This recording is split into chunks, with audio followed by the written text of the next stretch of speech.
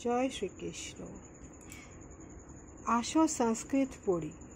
आज আমরা বাংলা মিডিয়ামের ছাত্র ক্লাস 7 এর জন্য তাদের সংস্কৃত বই সংস্কৃত স্বরূপ থেকে চতুর্দশ পাঠ দুর্জন সাসর্গ ফলম পড়ছি।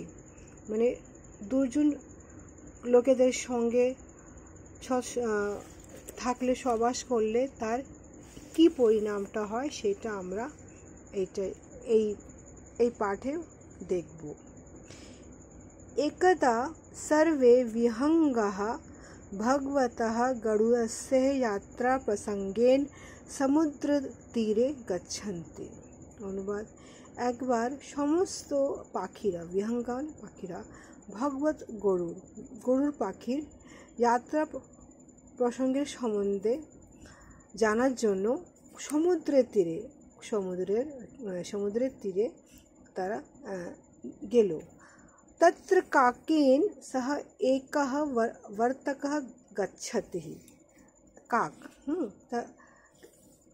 काकेर साथे एकटी कोयल पाखिओ गेल।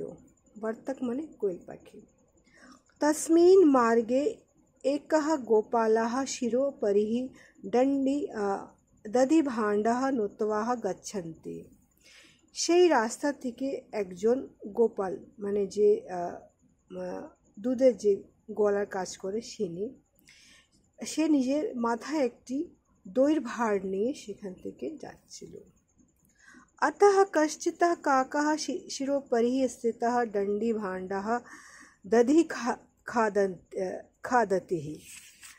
अतः कश्चित् তারপরে সেই কাক তার মাথার উপরে যেই দইয়ের ভাঁড়টা দেখে সেটা दधि खादन्ति, से दुईटा खेते आरम्भ करलो।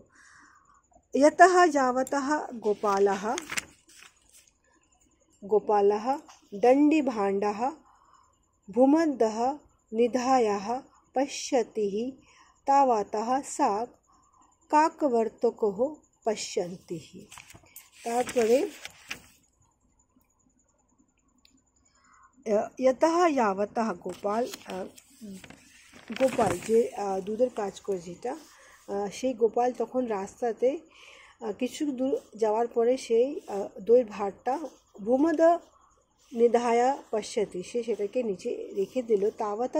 তারপরে সে দেখছে কাকা বর্তক পশ্যন্তি, সে কাক ওর কোয়েল পাখিকে সাপে সে দেখতে পেরেছে। আজ আমরা এত অবধি পড়ছি, তোমরা এটা প্র্যাকটিস করো।